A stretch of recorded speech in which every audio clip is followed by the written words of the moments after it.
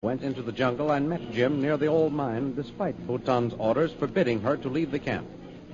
She gave Jim the evidence which she had collected against Bhutan and told him that the prince was suspicious of her. As they talked, Bhutan, who had followed her, approached with his men. Jungle Jim ran back toward the mine without being seen, but Lil was captured. The thrilling adventures of Jungle Jim are pictured each Sunday in the Comic Weekly, the world's greatest pictorial supplement of humor and adventure. The Comic Weekly, each page printed in full color, is distributed everywhere as an integral part of your Hearst Sunday newspaper.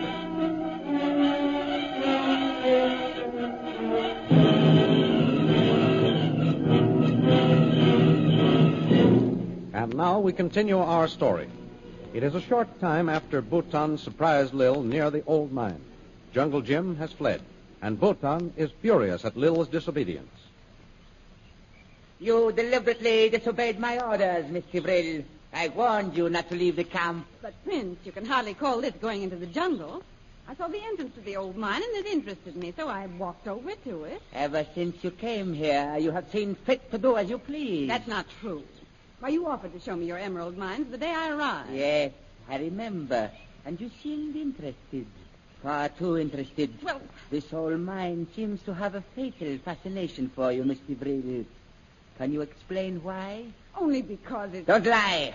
There is someone hiding here. Someone who is working with you as a spy. Oh. I intend to find that man so that both of you can die together.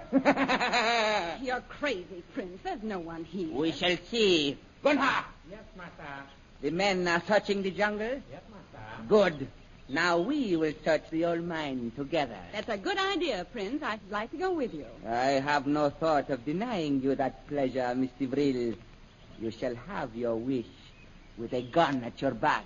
A gun? Do you think I'd try to run away? It is merely a precaution. If there is one false move on the part of your confederates, you shall die. Lead the way into the mine, Gunha. You're making a mistake, Prince. My only mistake was in listening to you in the first place. I have learned much about you since then, Mr. Vril. You've lied to me from the beginning. Wave House. Your trip here was deliberate. Your only mistake was in using a government plane. You're being unfair. It wasn't my fault that my plane crashed near here. It might interest you to know that my men have found the parachute you and your confederate landed with. I know that 2 people were in that plane. There were 2 parachutes in the plane. I got the second after the crash and used it as a covering the night I spent in the jungle. That's another of your lies, as was your statement that you saw no one at your window. I told you before it was one of your own slaves. If so, then he will be the one to die with you. Gunha, light the torch and go ahead. Yes, master. There's no one in this place, Bhutan. Look at the cobweb. Master, see, there has been fire here. So, how do you explain that, Mr. Vril? Why should I explain it? Those ashes may have been here for months. I don't know what happened here before I came. Those ashes are but a few days old. Well, what about your own men? You have sentries in the jungle. Oh, let's get out of this place. I don't like dirt and cobwebs. Master, come, my man is away. Oh. Look out! Bring him out of the house. There is no one, master. Only clothes and naked. I knew there was no one here. Then why did you call out? I was startled, that's all. You cried out a warning because you thought we had found the man you have been seeing. Mr. Vril, you are a spy. Why should you say that just because you found a bundle of clothes? These clothes have been used as a disguise by your confederate. He was the man at your window. You can't prove that, Prince Bhutan. I don't have to prove it. I have my own way of dealing with spies. Remember, I warned you that if you entered the jungle, it would mean death.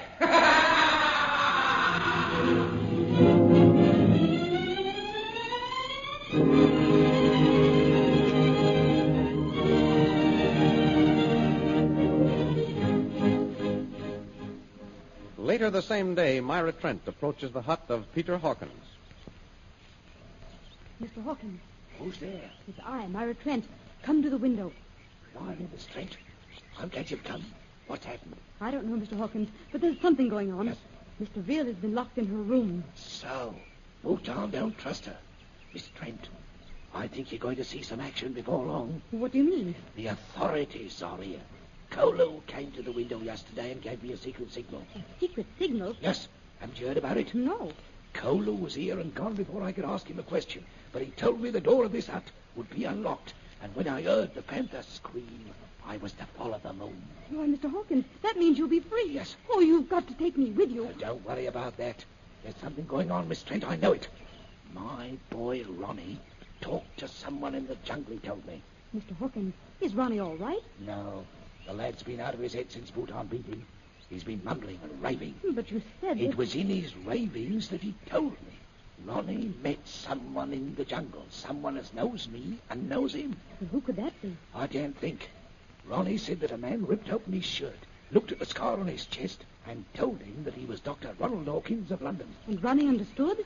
I'm not sure. But here's something else. The same man told Ronnie that I was a prisoner in this camp. But who could know that? There's only one man, Miss Trent. You mean? Jungle Jim Bradley. But he's dead. Then there's only one other answer. Jungle Jim told Dr. Carstairs, the government representative, or he left instructions with him in case anything happened. That's it. It must be. And Carstairs is the man your son met in the jungle. Yes. Well, that all ties up with something else that happened. What? Tell me about it. Yesterday I was in Mr. Veal's room, and she came in. Go on. Right after that, someone tapped on the window. Yes. She opened it. Well, who was it? Did you see him? No, Mr. Veal had sent me away, but she talked with whomever was there. Are you sure it wasn't Kolu? Yes, I'm sure. I could tell from his voice he was a white man. Well, did you hear anything that was said? No, I didn't have a chance to. Ah. Bhutan interrupted them before they could say much. I see. The man ran into the jungle, and Bhutan's men fired at him. It's the authorities. I'm sure of it. They're here. Do you really think so, Mr. I'm Hawkins? sure of it. And I'm sure of something else, too. Miss DeVril is a member of a secret service. She's here getting evidence. But if that's true, why are she and Prince Bhutan so friendly? Now, that's part of her game. It all adds up, Miss Trent. I knew I'd heard her name somewhere. You know who she is? I think so. And I want to find out. I want you to find out. How? What do you want me to do? Well, I think that she's Shanghai Lil, Jungle Jim Bradley's friend. Now, the next time you see her, I want you to call her by that name. Shanghai Lil. Listen. Oh, there's someone coming. They mustn't catch me there. Get out of sight. Get out of sight. Mr. Prince! Myra! Wait! Myra, wait! Myra! No, let me go. Myra! No. Be careful, Myra. Not so loud. Someone will hear you. Oh, Jungle Jim Bradley. No, it can't be. Myra, it is. Listen to me. No, you were shot. They said you were dead. That's right. They think I'm dead, but I'm not. Oh. I'm very much alive. Then you were the one at Mr. Veal's window. Bhutan's men shot at you. And missed, thank goodness. Now listen carefully, Myra. We can't talk long. And I want you to take a message to Lil and Kolu. Lil? Is she really Shanghai Lil? How'd you find that out? Mr. Hawkins suspected it. Prince Bhutan has her locked in her room. I was afraid something like that would happen. Bhutan nearly caught us talking together in the jungle. Oh. Now listen, Myra. I want you to tell Kolu to listen for the signal tonight. The panther cry? That's it. Tell him when he hears it to come to me at the edge of the jungle near the mine. I'll get the message to him. But what about Mr. Veal? Tell her that I'm sending Kolu away. You're sending him away? Yes, he's going for help. I want to get him to Doomba Pass before morning. Oh, I see. I must get away now before I'm seen. It's up to you now, Myra. If you deliver the message, Bhutan will be our prisoner within a week.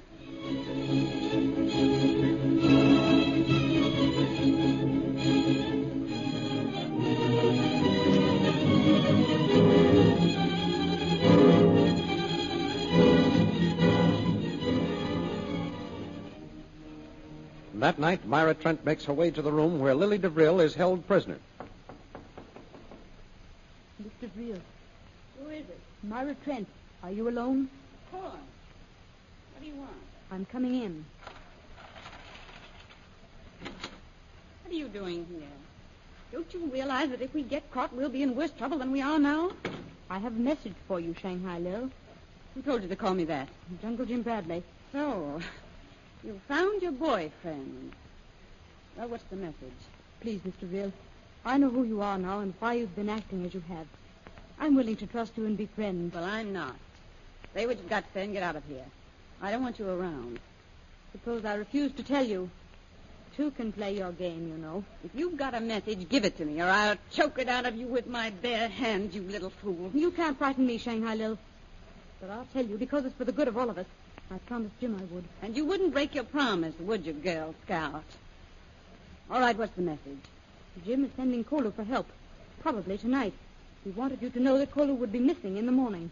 He's taking matters into his own hands, is he? It's time he did, Mr. Vail. Now I'll leave you. Good night. I'm locking the door behind me. What is the meaning of this? Oh, Prince Bhutan. Why did you unlock this door and enter here, Miss Trent? Well, this woman asked me to. That's a lie. Silence! Continue, Miss Trent. She heard me outside and called me to unlock the door. Yes? I did, but I refused to let her out. Slave, if I ever get my hands on you... You've said enough, Mr. Brill. Evidently, I can trust you, Miss Trent. I heard this prisoner call you a fool and threaten you. Of course I called her a fool. She is. She came in here snooping. Why isn't she kept in the slave quarters instead of being allowed in the house at night? Ah, you've given me an excellent idea, Mr. Brill. Well, it's about time. Miss Trent, how would you like to have a slave? What do you mean? We will reverse your position. You are now the mistress, and Mr. Brill is your slave. But I don't want a slave. Do you think you can get away with anything like that, Prince Bhutan? You will obey me and your new mistress, or you will die. You never make a slave of me. Ah, you prefer death at the whipping post as a spy. You can make your own choice. You have no right to accuse me of being a spy. We discussed that this morning. You are clever, Mr. Brill, but not clever enough. Those whom you serve should have warned you that none who have entered the Tiger's Claw territory have ever returned.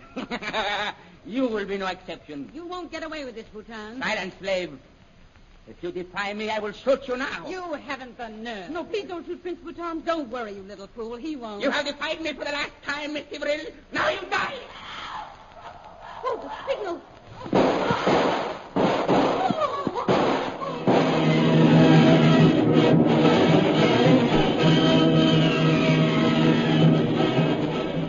Will Kolu escape from the camp and get through to Jim, or will they both be caught? And what of Shanghai Lil? Is Bhutan planning to kill her? The adventures you have just heard dramatized will appear in full-color action pictures in the Comic Weekly, the big Comic Weekly distributed with your Hearst Sunday newspaper everywhere. In the world's greatest pictorial supplement of humor and adventure, you will find all the famous characters who live in the world of color pictures. There's Skippy, and the Katzenjammer Kids, Jiggs and Maggie, Barney Google, Toots and Casper, the Little King, Flash Gordon, and the famous page, Gags and Gals. See all these famous characters in your copy of next Sunday's Comic Weekly. And don't forget our date next week, same time, same station, for a continuation of the adventures of Jungle Jim.